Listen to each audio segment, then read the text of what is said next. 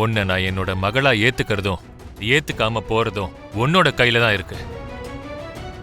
நான் சொல்ற மாதிரி பண்ணுவியா?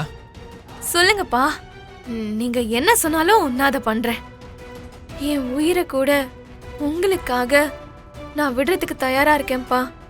விலை மதிக்க முடியாத உயிரையும் சுமக்க முடியாத பணத்தையும் நான் இது வரைக்கும் யார்கிட்டயும் எதிர்பார்த்ததில்ல. என் வாழ்க்கையில அது எப்பவும் நடக்காது. அதோ உன்னோட அத்தை மீராவை பாரு. தான் புருஷன் இறந்து போனதுக்கு அப்புறம் உன் அத்தை மெலிஞ்சி உடைஞ்சு போயிருக்கா.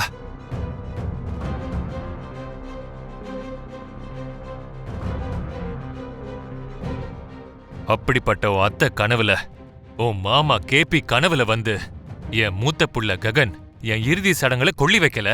குறைஞ்சபட்சம் பிண்ட சடங்கையாவது அவன் கையால செய்ய சொல்லுங்கன்னு சொல்லிட்டு போயிருக்காரு. அதனாலதான் செர்ரி செய்ய இருந்த பிண்ட சடங்கை நிறுத்தி ககன் கையால தான் இந்த காரியத்தை செய்ய வைக்கணும்னு ஆசைப்படுறாங்க உன்னோட அத்தை. என்னோட அத்தை என்னோட அத்தை என்னோட அத்தை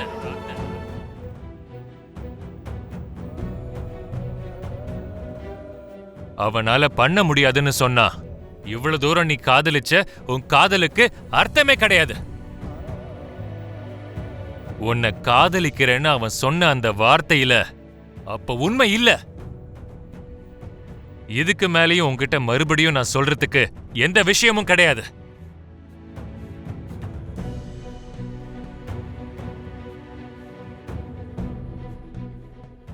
நீ அந்த சடங்க ககன் கையாலே நான் சொன்னபடி செய்ய வச்சேனா நான் உன்னை மகளா ஏத்துக்கிறேன்.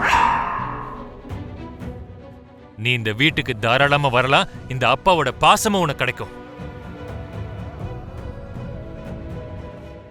ஒருவேளை அந்த விஷயத்தை உன்னால பண்ண முடியாம போச்சுன்னா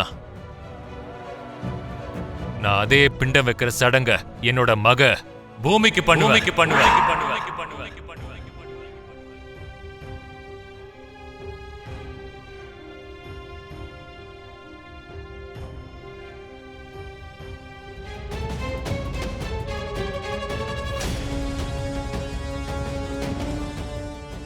என்ன மறுபடியும் ஏதோ ஒரு புது ட்ராமாக்கு ப்ரிப்பேர் ஆன மாதிரி இருக்க? உன் ட்ராமாவை கேட்டுக்கிட்டு இருக்க அளவுக்கு என்கிட்டலாம் பொறுமைலாம் இல்லை. I am very busy, please go. நீ போயிடுன்னா நான் போயிடுறேன் மாமா. ஆனா நான் சொல்றதையும் கொஞ்சம் கேளுங்க ப்ளீஸ். இங்க பாரு, உங்ககிட்ட ஆர்கியூ பண்ணி டைம் வேஸ்ட் பண்றதை விட நீ சொல்ற ட்ராமாவை கேட்கறதே பெட்டர். சொல்ல வேண்டியதை சீக்கிரமா சொல்லிட்டு கிளம்பு.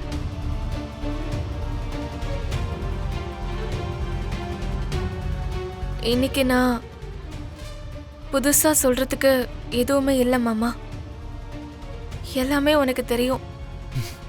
சுத்தி வளைக்காத ப்ளீஸ். ஸ்ட்ரைட்டா பாயிண்ட்டுக்கே வாசிக்கிறோம்.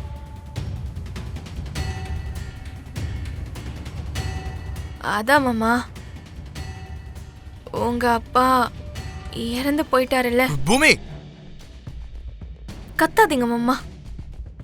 நீங்க இல்லைனாலும் கிருஷ்ண பிரசாத் மாமா இந்த உலகத்தோட பார்வைக்கு உங்க அப்பா தான். இந்த உலகத்துல நீ இதெல்லாம் எனக்கு தேவையே இல்லை. நீ இப்ப என்னதான் சொல்ல வர சொல்லு. என் சின்ன வயசுலயே செத்து போயிட்டாருன்னு நினைச்ச அந்த கசப்பான நினைவை திரும்பி எதுக்கா என் முன்னாடி கொண்டு வந்துகிட்டே இருக்க? மாமா, உன்னை கையெடுத்து கும்பிட்டு கேட்டுக்கிறேன். நான் சொல்ல நினைக்கிறத முழுசா சொல்ல விடுங்க மாமா. நீங்க கொல்லி வைக்காததுனால அவரு ஆத்மாவுக்கு சாந்தி கிடைக்கலையா? மீரா அத்தை கனவுல வந்து மாமா அந்த வார்த்தையை தான் சொல்லிருக்காரு மாமா. மாமா மாமா மாமா நில்லுங்க மாமா. நீங்க ரொம்ப நல்லவங்க. உங்களுக்கு என்ன ஒரு பிசினஸ் சாம்ராஜ்யத்தையே உருவாக்கியிருக்கீங்க. உங்களோட இந்த பெருமைய இந்த உலகமே பாராட்டும் மாமா. அப்படி இருக்கும்போது இறந்து போன உங்க அப்பா விஷயத்துல மட்டும் உங்க சைட்ல இருந்து எந்த ஒரு ரெஸ்பான்ஸும் இல்லைங்கிற ஒரு பிளாக் மார்க்க எதுக்கு ஏற்படுத்தணும்னு நினைக்கிறேன் மாமா. மீரா அத்தை கனவுல வந்து மாமா கேட்ட மாதிரியே நீ மாமாவுக்கு பிண்டம் வைக்கிற சடங்கு செய்யலாம்ல?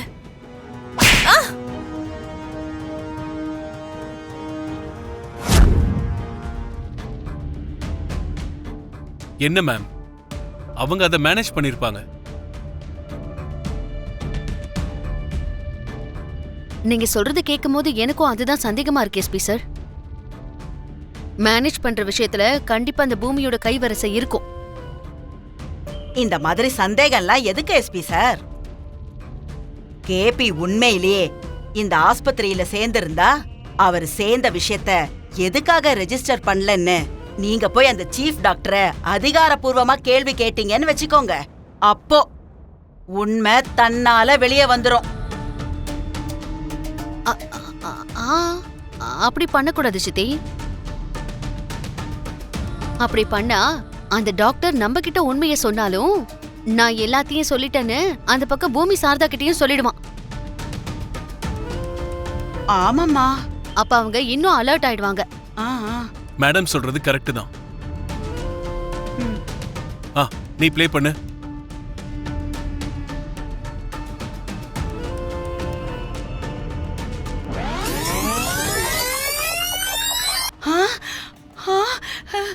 எம்மா எம்மா எம்மா, அங்க பாரு அங்க பாரு, அதோ அங்க கேபியோட ஆத்மா. Boss boss pass.